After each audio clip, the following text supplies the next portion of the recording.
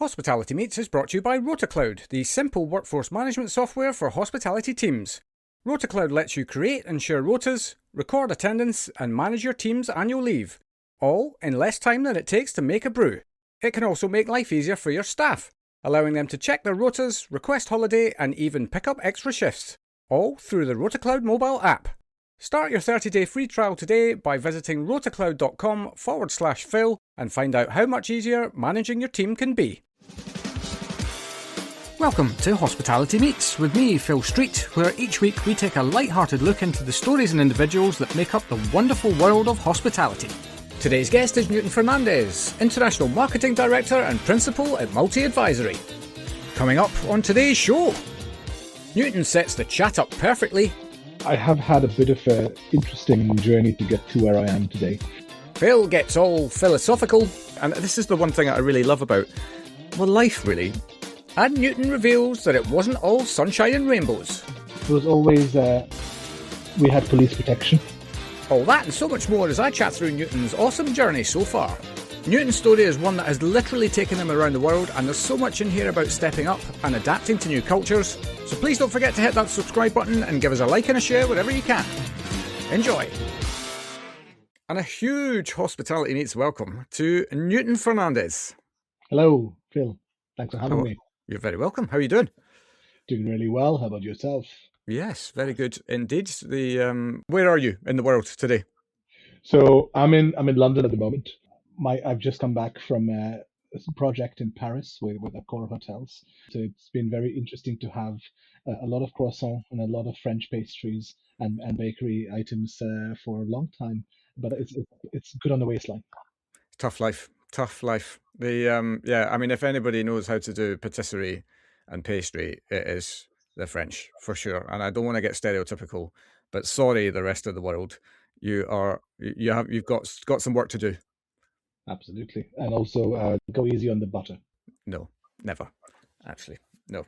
I think there was if I recall correctly, this is very old information, so may not even be true anymore. But the French government have a law in play that protects local boulangeries. So that basically they're effectively, that's why you see from corner to corner loads and loads of boulangeries throughout France. So you can go and get your fresh bread every day from the little place just down the road. I think if that is still true, somebody please confirm that to me or not, then we could learn a lot from that. Especially with the baguette and having the hot baguette with you as you leave the bakery. Also, people tend to almost finish off the baguette because it's still hot before they even reach their homes. And I can attest to that happening because I've seen it happen every evening. Yes, indeed. And yes, some self-experience there, perhaps, as well. Yeah, brilliant. Well, we've kind of just got into a little bit of small talk, but who are you and what do you do? Well, Phil, I have had a bit of an interesting journey to get to where I am today, especially here in the UK. I was raised in the Middle East. I am British, but I was raised as an expat. I went to a British school in Kuwait, where I was for most of my life and my early career. Went off into to do an undergrad degree in India, where my heritage is and where my family are originally from, before moving to Lisbon in Western Europe to start my life back in a European context, and London, where I've been for nearly 12 years now with my family. So it's been if you think of EMEA, I think I tick almost every alphabet. You haven't done the A? Well, I visited Africa several times, but Okay. Middle East is always its own region, isn't it? Well, indeed, yeah. I'll let you have that one. Okay, so I didn't know this about you. Like, there we are, straight off the bat, new information, love it. But take me all the way back to the beginning, and what kind of enticed you into hospitality in the first place? Not many people know this about me, but my first role was actually not in hospitality, like quite a few other people. I used to work for American Airlines. So I used to head up their reservations and their customer services. And there was a JW Marriott golden building opposite my office in the middle of Kuwait City.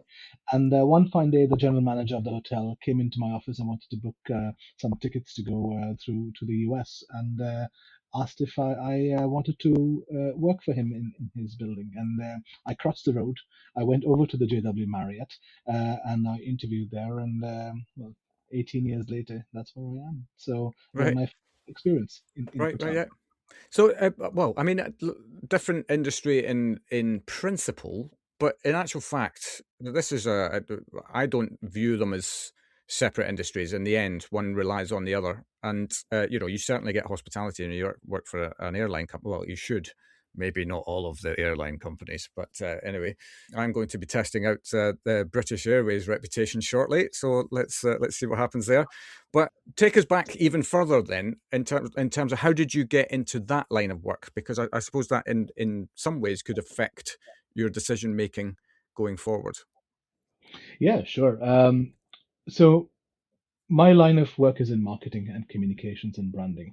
And I suppose it's a good question you're asking because it takes me back to when I was in school. And I was really good with writing and I was really good with developing content. We didn't have Instagram back in the day, but and I got an internship with a newspaper in the Middle East, which was the internet, what is now the International Herald Tribune, and I started writing for them. And turns out that I was writing for them, and I enjoyed it so much that several of my pieces made it to the front page of the newspaper, even, which was always something very interesting to note. From then on, developed a love for communications and for telling a story and building a narrative, and that's how. I realized that I'm good at the creative side of what is now marketing. But I started off as a journalist. Again, not many people know this about me. No, indeed, I'm learning so much today, and but that's great. And this is the one thing I really love about well, life really. In the end, like there is no right or wrong way to build, right? There is only in the end your way to do it, and the things that are presented to you, the plan that you have that sometimes goes according to plan, sometimes shoots off in a different direction. But yeah, so how did you from being a journalist then? How did you then make the transition into your next career? Was it next that you went into the airlines? Yes, yes. Because that's a very different skill set, journalism into reservations. Yes, it is, but the industry is what made the difference. And the reason the industry made the difference, travel, as you said, is very similar to what we do in hospitality. One needs the other, was because of our love of travel as a family. My family come from a very travel friendly background. We love seeing the world.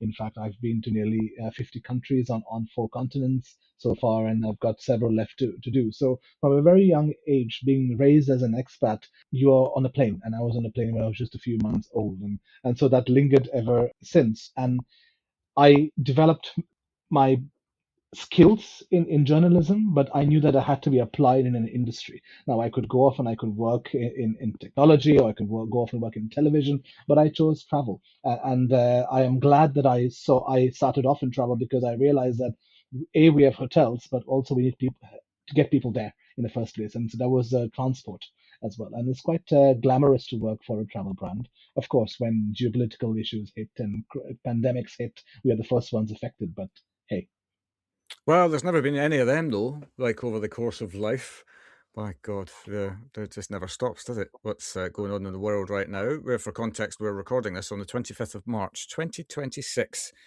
and yeah, the world is burning down. But anyway, what can you do? Just have a chat, right, and then see what happens. But no, I think that I find this really interesting. I've had this discussion with a few different people actually because we the sectors are defined as hospitality, and then the other sector is travel and tourism or something like that. I don't even really know, to be honest, but I've always kind of struggled to reconcile in my head why they are considered to be different sectors because really, I mean, you cannot and should not be able to go onto a flight that takes you somewhere without experiencing hospitality.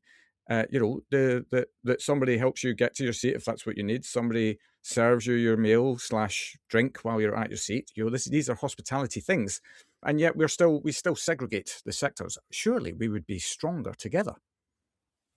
indeed, and you have rightly pointed out the fact that it's travel and tourism, and hospitality is a component of travel and tourism. People stay, even if they are staying on business in our hotels, they are traveling as well. So you're absolutely right as to why. each one has become a bit of a subsegment in itself. But even we look at our own industry, we have contract catering, we have restaurants and hotels. The hoteliers stick with the hoteliers, the restaurateurs stick with the restaurateurs. So even within our industry, we are guilty of dividing as instead of coming together. But it's something, of course, that IOH is trying very hard to address and bringing people together under one roof. But yeah, travel and tourism is one industry of which we are a part. Yeah, and so you played your part there in that segment of the overarching sector. From a reservations perspective, talk to me about the job. What was it like? What were the sorts of things that you had to cope with on a day-to-day basis? Um, be, Being raised in the Middle East is a very different experience to understanding the clients that tend to walk into your offices or walk into your hotels. In fact, I had a courtyard. I married, which is it's a four-star product in some markets, but my courtyard had a valet parking and had a chandelier in the lobby, and you wouldn't expect a mid-scale product to be able to have that. But you have to adapt your product into the market where you are developing your brand. Otherwise, you're not going to be getting your customers in. The customers that walked into my office in American Airlines were wowed by the fact that it was an American airline and it was a very dramatic place to be. And so airlines seem to command that level of prestige that some hotels are still catching up to, and some hotel brands as well. So it was always we had police protection Wow. because the Middle East, as you can imagine, even if it's a relatively stable place as a Gulf, well, with recent stories, that's a bit questionable now.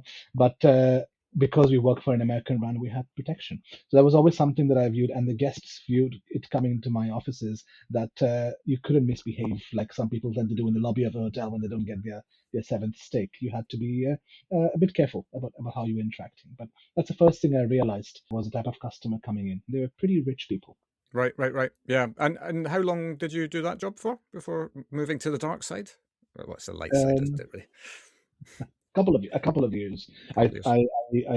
I learned what I had to learn. I developed what is now the American Airlines first class product and is launched in the market. That's how I used to attend what is now ITV related shows as well. So it really, the dark side was almost calling for me, but it was the right moment for me to cross the road, quite literally. Right. And was that something that you had considered before somebody kind of approached you and said, "Would you consider this?" Absolutely. With you at the very beginning, you rightly said that. There is an element of hospitality even in airlines. And many airlines, including the airline that you're soon going to be traveling in, they refer to customers as customers, where you need to refer to them as your guests. And at airlines, Middle Eastern airlines like Etihad and Emirates tend to do that really well. They present a hotel level experience from the moment you walk in until the minute you leave the plane, including in the email communications, etc. So for me, the idea of going into a building, staying the night, being pampered, having a meal, dining, sleeping, it was an experience in itself that was different from my home. So it felt like a very natural evolution. And again, JW Marriott was it's not a small brand. It's part of the one of the biggest hotel companies on the planet as well. So it was always an awe factor that pulled me towards what was basically a very big, golden, shiny building on the opposite side of my office for many Yeah. years. Yeah. Well, I suppose it was luring you. Come see, come see. Quite literally, yes. Yeah. Brilliant. Well, and so then talk to us then about making that step over into the hotel world, and what role did you move into? So I started my career in hotels as some people will say at the very bottom of the PR and marketing career path that you would follow in a hotel company. Some people would be more in operations. You start off in various roles in the kitchen or in your restaurant, then you work your way up, etc. But because I was in a support-based role, in a specialist functional role in commercial, you start off as a PR and marketing coordinator, not an intern.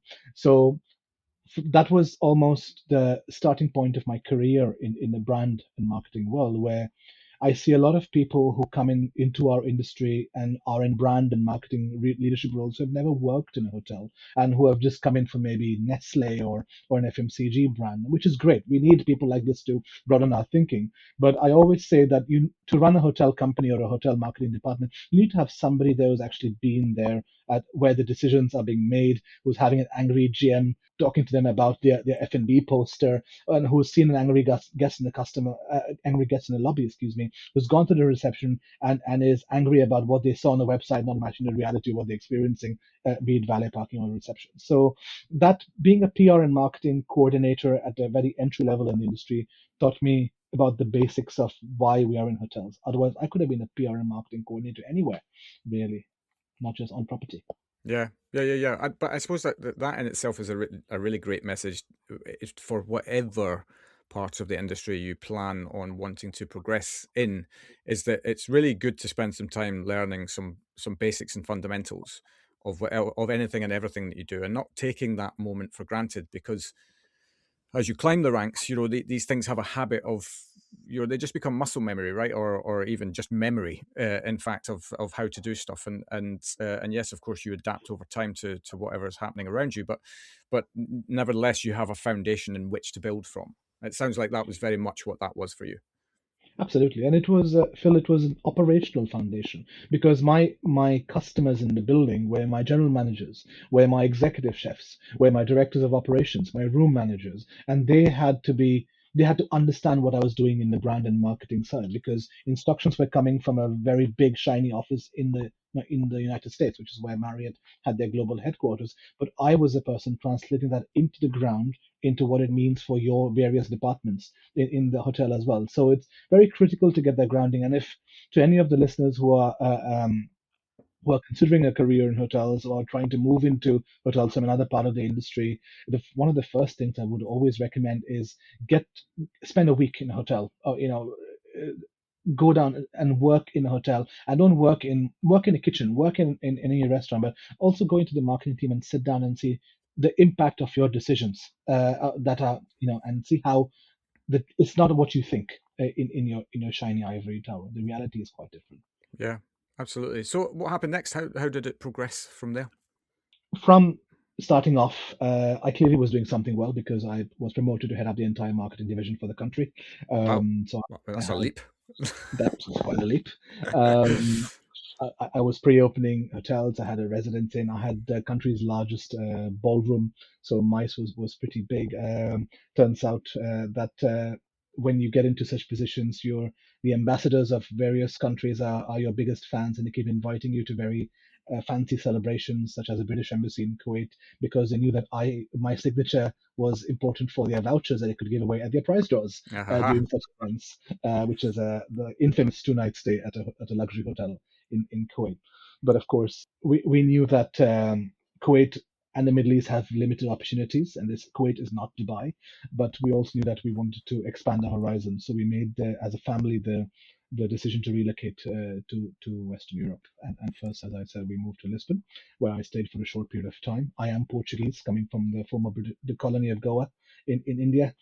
So Portugal was a natural place for me to go back to. Right. Then before that, and when that happened, I moved back to London, where I was working for Wyndham in my first regional role in the hotel world. Right. I was going to ask you why Lisbon. I mean, why not Lisbon? Right. I mean, it's a cracking place, but yeah, now I understand that the connection made sense, and sounds like then I mean, London is a different ballgame, right? It's just there are not many places like London in the world when it comes to how fast it moves, what's going on, quantity of brands that are available, quantity of independents that are available. There's just so much going on. How was that move west for you then, in terms of what your grounding came from a very different part of the world, very different cultural expectations when it comes to guests, et cetera, et cetera. How did that translate into London life? I think I I could give you the sugar coated answer and tell you that it was an easy move, and it was most certainly not, because exactly as you have said, spending the majority of your life in another part of the world where, and then coming into London where there's different expectations. I suppose what drew what attracted me to London was a very international environment where you have people from different walks of life. You have people where you can. English was a great entry point because of having a British education in the Middle East and not having to make the leap to learn yet another language was often very easy. But it's always, and I always say this as a mentor at the IOH, developing and doing my part to develop emerging talent coming into our industry. the, it's not as easy as you think. The ways of working are very different in the UK and in Europe compared to the Middle East and Africa.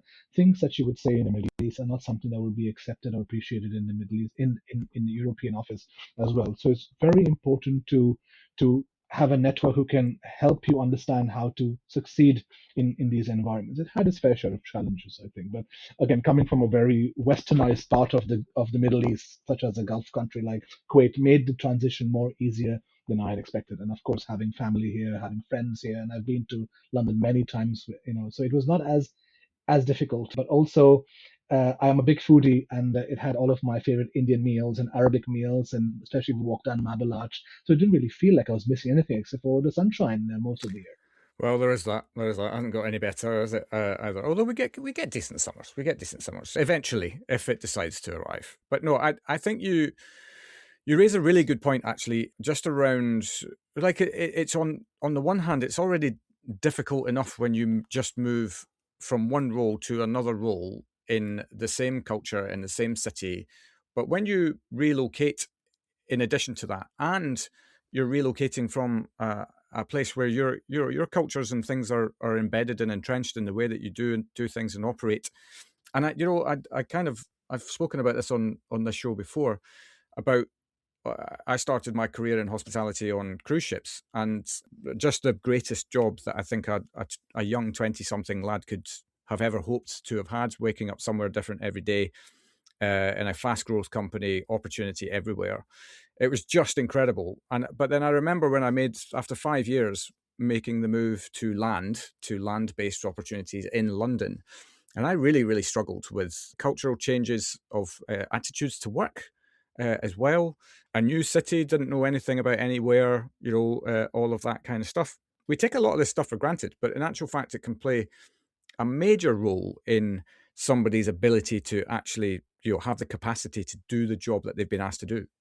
Absolutely. And as you progress and as you get more senior in your career, the importance of having sponsors in the office, in your environment, who actually understand you and understand the culture and what you bring to the table. All of these things are very different to how they run in the Middle East. Where you have more patriarchal societies, and you have societies that are built more on connections and networking, much more than in the UK, where you have laws to protect yourself, you as an employee or as a person, from these sorts of instances as well. So yes, there are protections in Western Europe, but also we are an industry that's run on people, and we come from many different backgrounds, and it's very important to not misinterpret someone's gestures just connected into your experience. It's important to be curious and to ask and to help and seek to understand without judging what the other person is saying or where they're coming from as well. For English may not be their first language. Fortunately, in my case, it was my first language, even though I speak four languages, but English was my where I was educated. But yes, I think that I can't understate the importance of having or reaching out to somebody who's been in these roles and has come from an international background and can help you understand and help navigate an environment that's not straightforward. Yeah, and also, you're coming into a position of responsibility, right? So people are looking to you in that moment as well for answers, which you may not have. But as you also you learn a new territory, you learn a new brand as well. We're talking about Wyndham as your first route into the London marketplace, but your role is regional. Talk to me about that then, in terms of you've made the transition in, and how did things kind of progress from there? Yeah, so I'm very proud of my career so far, Phil, within the hotel and hospitality industry. And the reason for that is because, as I mentioned earlier, I started off on property. When I was promoted into my first leadership role, I was above property. And then when I moved into London, I held a regional role. It was looking after not just Europe, the Middle East, and Africa, but also part of the Asia Pacific, so APAC, where I had the Indian Ocean and all of the countries within the subcontinent as well. So at some point, I had 450 hotels, both managed and franchise, Wow. across 12 brands in 33 countries. Now, you compare that to running four managed hotels in a small country where you can walk to work into countries where you can't possibly even imagine how business is being done beyond the Western European borders as well. So it was it was a huge challenge, but having that international background that I come from and the international experience helped me understand cultures and help me understand the way that we speak and work in the UK is not the way that a Romanian GM or somebody in that market would speak and work. And you need to adapt the way you speak to be able to get them aligned with what you want them to do. So having such a huge remit was something that set me up for success in the future. And it was my first regional role before then moving on into Marriott, where I held an even bigger remit for franchise Yeah, hotels. which we'll absolutely come on to in a second. But 450 hotels, 12 brands, 33 countries. Like, I cannot even begin to contemplate how you, from a marketing perspective, right? You have to be able to tell stories, and you've got to be able to tell unique stories. What you're talking about, I can't even do the math, but you're talking about 12 brands, 33 countries, 450 hotels. That's a lot of different stories. How do you manage that? It's With great difficulty. No. with great difficulty and great courage, but also having the right team with you and working with you to deliver the stories to all of these markets and countries. We had a team of great general managers. We had a lot of central support within the offices for Wyndham, but also we had some great marketing managers and marketing executives and directors of sales and marketing, your DUSMs and commercial in some of the more larger properties as well. Training was very, very important. It's not possible physically to be at 450 locations at once. So the expectations of the brand, the expectations and a reminder of what the hospitality industry is expecting out of you, for many people who are not even from hotels in the first place, that was the first thing to do, which was to set the processes in place. And I'm quite structured in the way I approach things as well. So that was one way to try to get some sleep at night. But it was not just the training, but also bringing people together. Again, with the IOH and other industry bodies coming together regularly was very important. But as marketeers and brand and commercial people, having these calls, these meetings, often taking place in one country, creating a community of people is very, very important to share challenges and to share opportunities as well. Otherwise, you lose control completely of what your brand stands for. With Yeah. some hotels being more than enough 6 hour flight away from my office. Yeah. It's not like you can just nick there to sort an issue or learn, right? You've got to, yeah, communication. I mean, it's the cornerstone of everything anyway, right? But especially when it comes to marketing stuff. But so 5-star hospitality means having the right people in the right place at the right time, and that's exactly where RotaCloud can help. RotaCloud is the online platform that makes planning rotas, recording attendance, and managing annual leave easy. Its simple, drag-and-drop interface lets you create and share rotas with your team in minutes, while our built-in budgeting tools mean you'll know exactly how much you're spending on staffing before sending the rota out. RotaCloud also makes life easier for your staff, allowing them to check their rotas, request time off, and pick up extra shifts, all through the RotaCloud mobile app. Start your 30-day free trial today by visiting rotacloud.com/Phil and find out how much easier managing your team can be. you did that. Marriott came a calling. Talk to me about that role, and then in terms of you mentioned it was a kind of a step up again. So yeah, talk to me about that.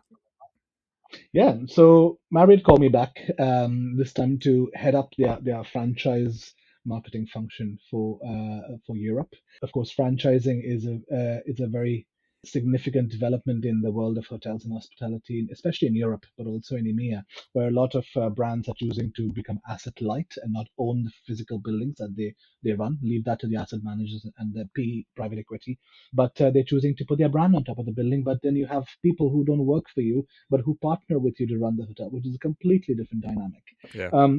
So from 450 hotels, I ended up with 300 hotels, but this time not 12 brands, 20 brands, not 33 Jeez. countries, 45 countries, because Wow. Marriott is, of course, a much bigger player in that space.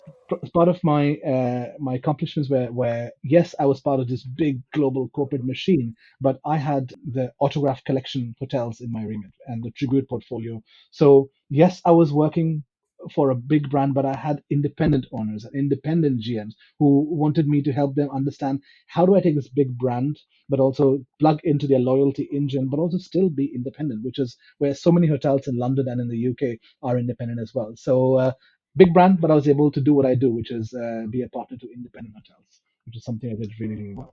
Yeah, well, and also I'm guessing that's quite interesting from your perspective as a marketeer, or certainly with that hat on, that, here again, once again, big brand, as you say, and within that, I think this is where maybe it becomes more interesting. Yes, 20 brands, but it's autograph collection, tribute, etc. You still have to find a really, really unique point of difference, right, for each of those individual properties within that, that massive portfolio that you have.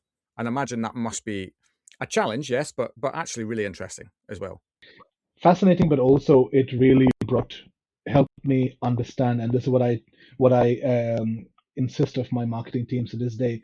Don't tell me that your property is authentic or immersive or experiential, and your flavors, your dish mouth Sustainably watering. focused. Exactly. So all of these are buzzwords, but this will be a topic for another podcast. But if you don't tell me what's special about your hotel, you're just like everyone else, and you're swimming in the sea of sameness, which is something that I spoke about recently. But having them divided into luxury hotels, premium hotels, select hotels, independent and collection brands, it helped me understand what makes you go into each swim lane, as we call it, and where you can't just put a chandelier in your hotel and a marble floor and a velvet chair in the corner and call yourself luxury. You do not. You stay in your swim lane so you don't confuse your guests. So that role really helped me understand how you can have so many brands in multi-brand environments but still tell a story, as you referred to earlier.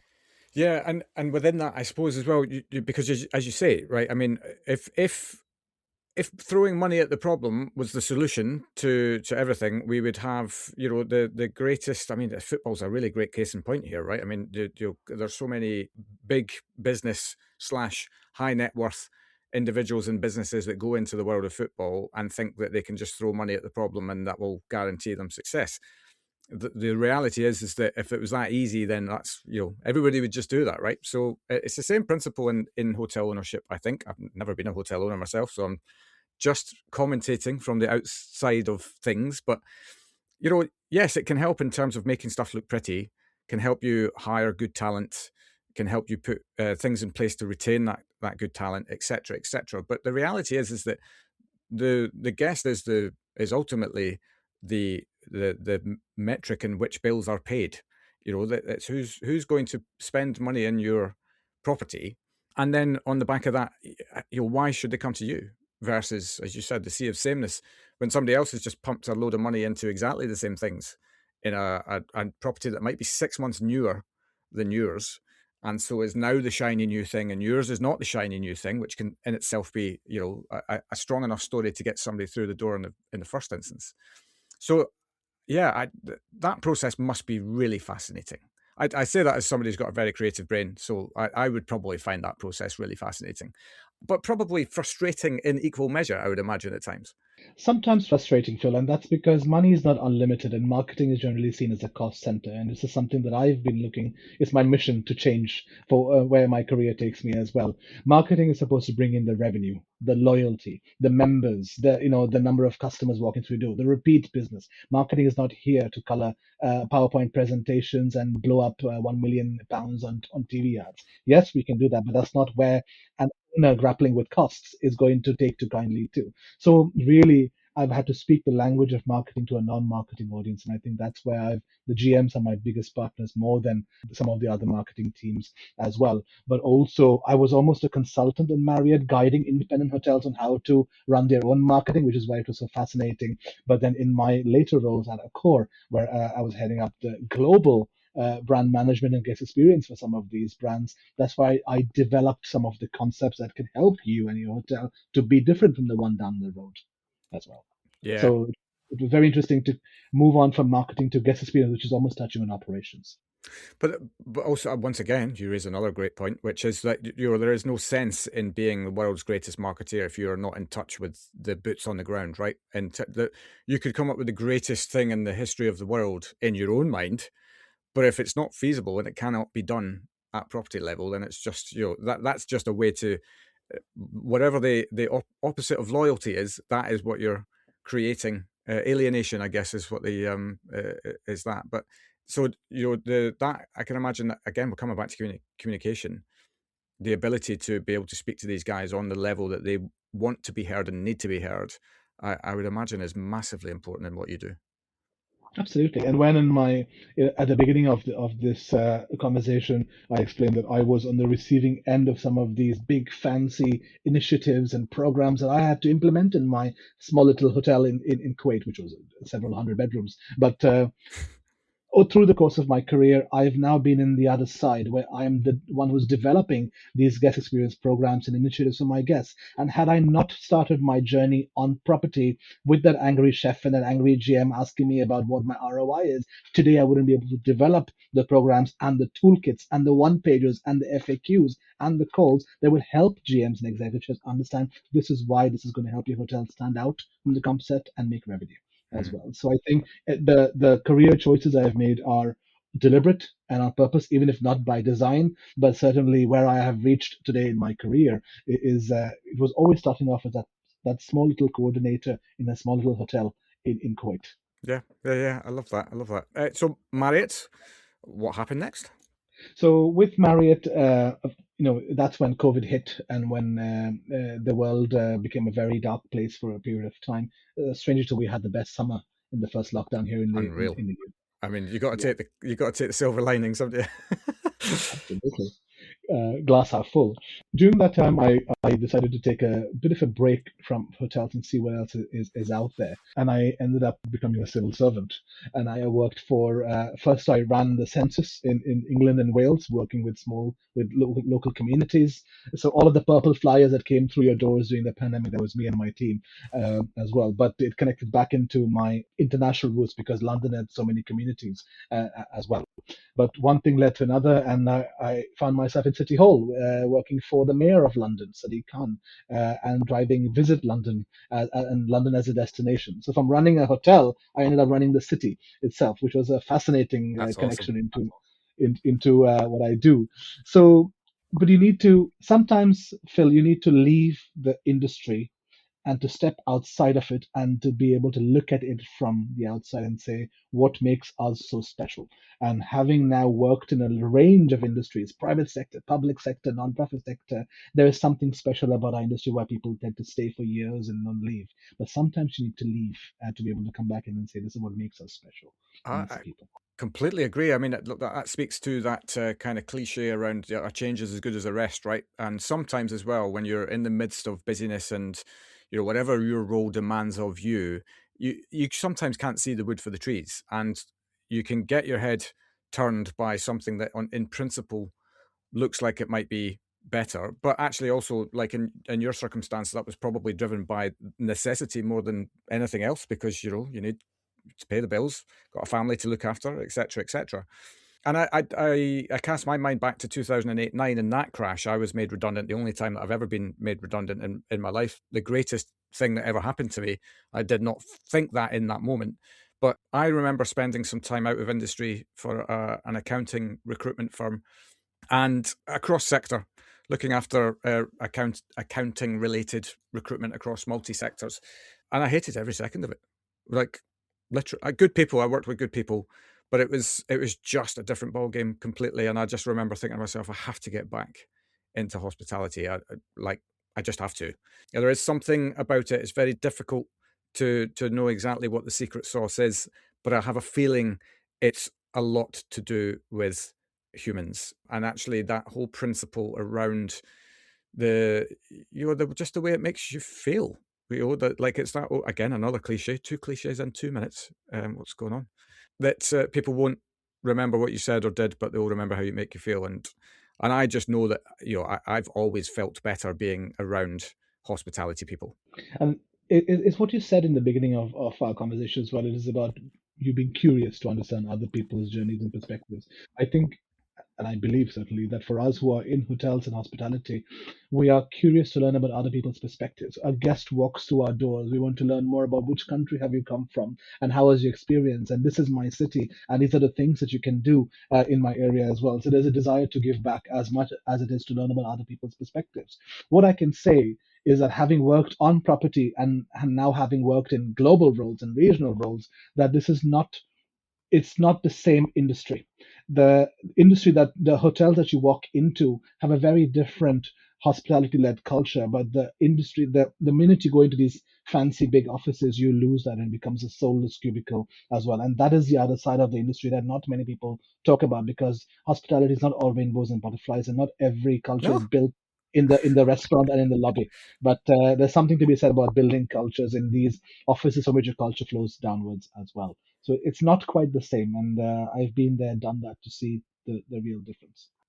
Yeah, and let me just touch on like your time out of industry, as it were, as well. What do you? Yes, like it kind of probably made you realize a few things, but also, what do you think it brought to you, like it now in your ability to look forward, within a hospitality world, having seen, I suppose the other part of the world.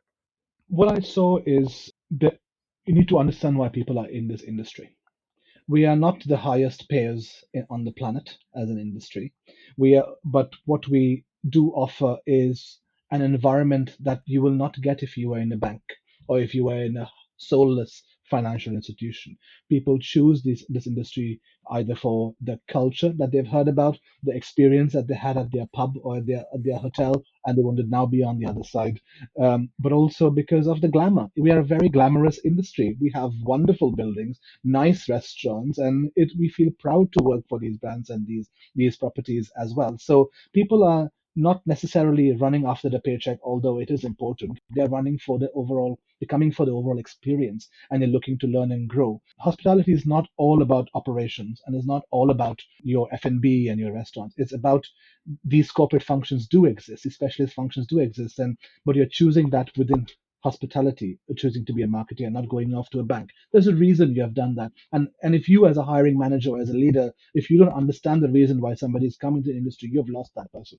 So I think stepping outside the industry and looking back, I now see why I made a choice to step away, but also why I made a choice to come back as well to the industry. And it's about why I chose to be the PR and marketing coordinator in the hotel in Kuwait in the first place all those years ago.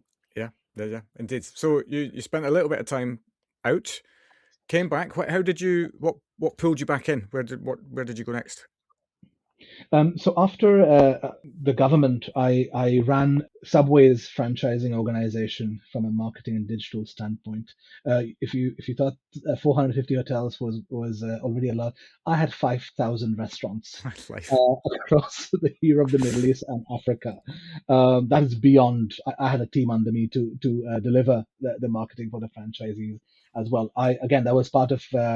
I ran that department under my advisory, which is multi hospitality, and it's an international advisory focusing on supporting multi-brand and multi-line businesses as well.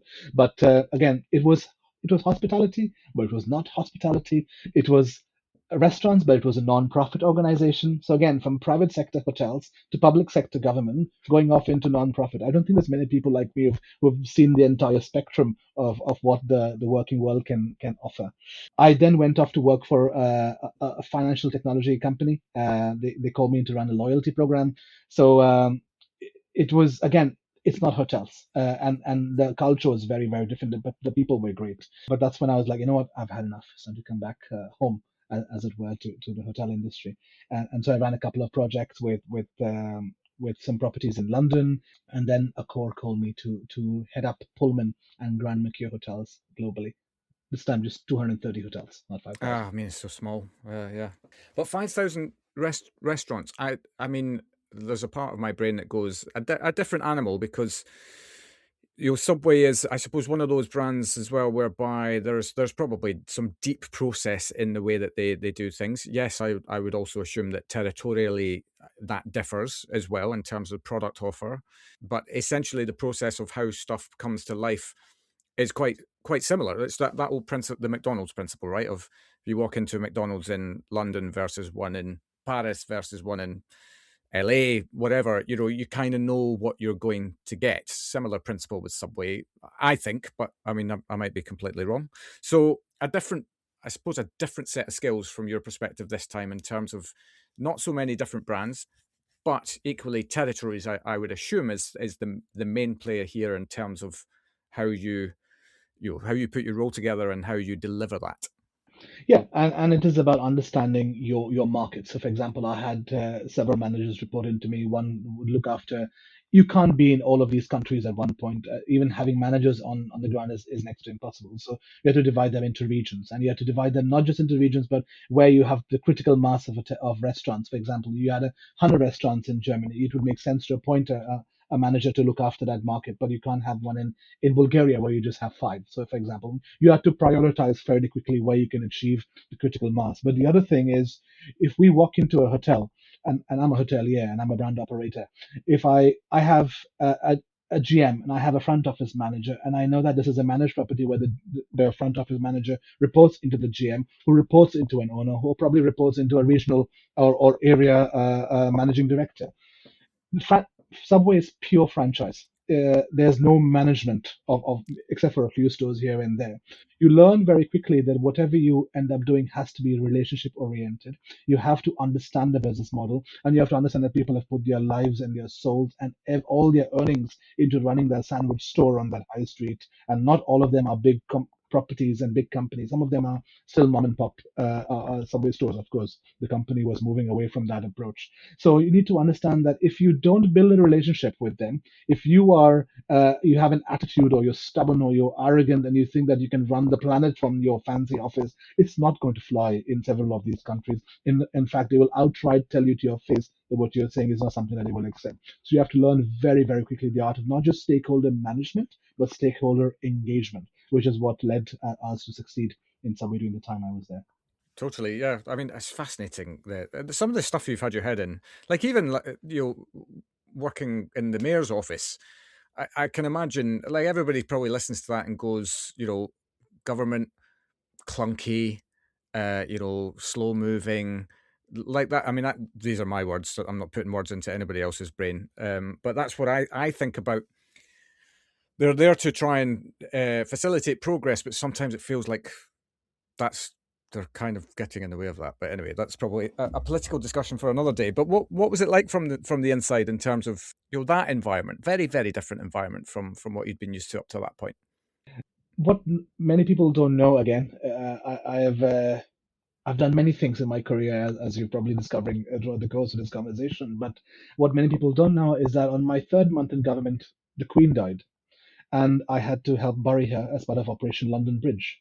The Wow. the a very it's just like the movie, but magnified, multiplied by 1,000, with 150 heads of state coming into London, and I was in strategic communications, and very quickly we all eyes were on this role that I did not expect. So you need to develop a certain amount of resilience and also ambiguity to change to be able to succeed in government.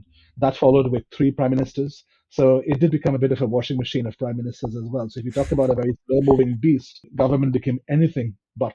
But also in government, unlike our hotel world, Phil, we don't talk about RevPAR or number of rooms and revenue. These KPIs don't exist. It's about engagement. It's about how you bring communities together as well. And that was a challenge because I come from a very commercial background. I like making money for people and making money for myself in the process as well. But government is not about that. Government is about service and about giving back to people. And while I enjoyed it, I realized very quickly that if I don't have KPIs that people know, understand, and actually care about, nothing ever gets done. Which is why in the hotel industry, which is why I came back, is that in the hotel industry we care. We are all united by those big numbers, that the P&L, the EBITDA. This is what keeps the hotel's lights on. Those things don't exist in government. It was very challenging to get people aligned on what you were trying to do in marketing because there were no KPIs that anybody cared about. Yeah.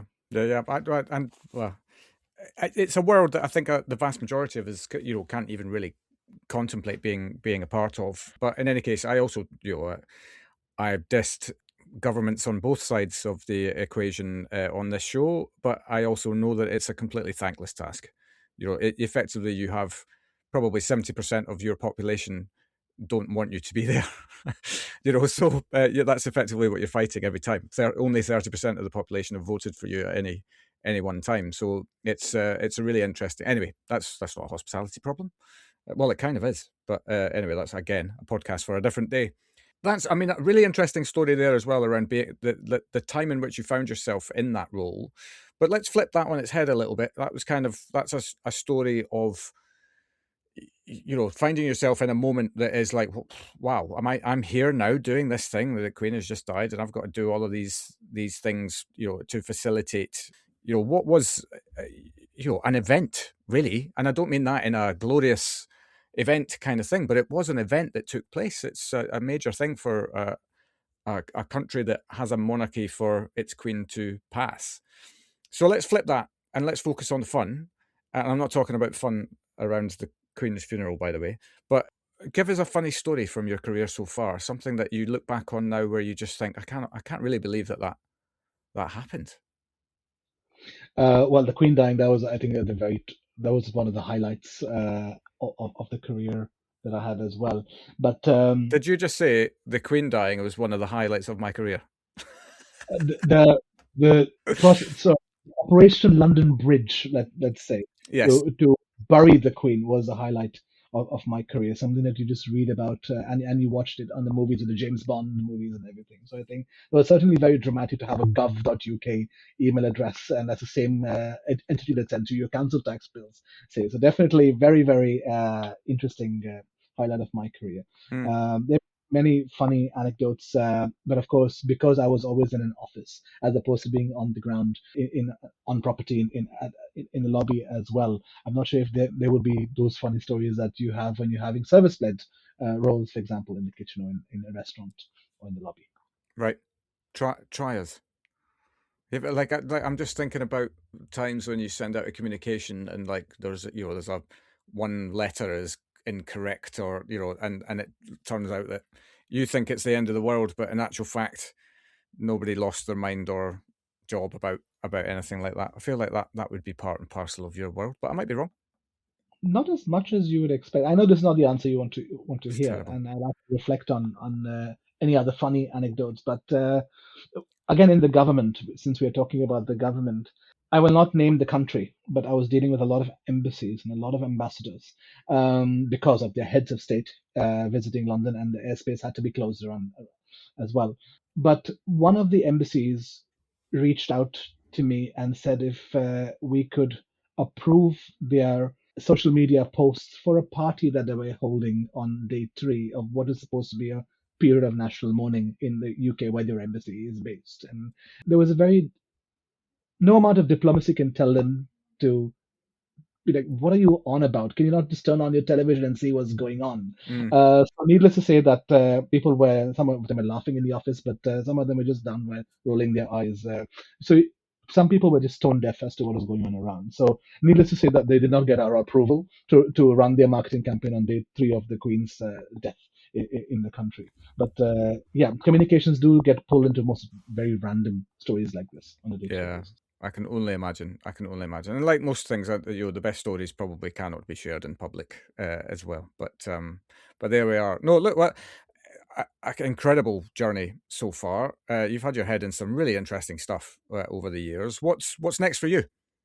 So at the moment, I've just gotten back from that global project that I was involved in, and I briefly mentioned that I'm running my own international advisory, and we are supporting a lot of hotel groups at the moment, but also independent hotels who are looking at how they can survive what's happening in the Middle East, whereas there's such a lot of people, such a huge market, the source market for hotels in the UK as well, and now they are switching over to Plan B and where else they can go, but also they've just spent $1 million on renovating their restaurant, and they realized that there's 10 more hotels opening in London this year, and everyone has got their own fancy restaurant. So your restaurant is not just going to stand out anymore, is it? So I think there's a lot of soul searching on what makes our property unique and different compared to the property next door. So that's what I'm actively involved in.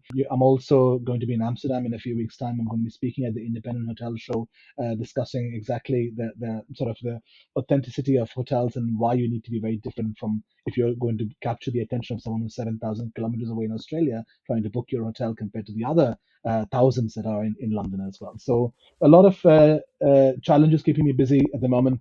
Yeah, indeed. Look, I massively appreciate you making time for the show. Really interesting to chat to you. I'm sure there's loads more that we could have spoken about as well, but wish you all the very best with the next phase of your journey. I am sure we will catch up soon at something else, as we always seem to do. And yeah, look forward to our next interactions.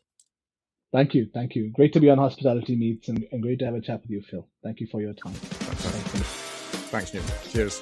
And there we have it. A fabulous journey from Newton so far, and he's had some super interesting roles in and out of industry. Great to have him on the show, and a massive thanks to him for making the time. We will, of course, be back next week with another awesome journey from hospitality, so have yourselves a cracking week, and I'll see you then.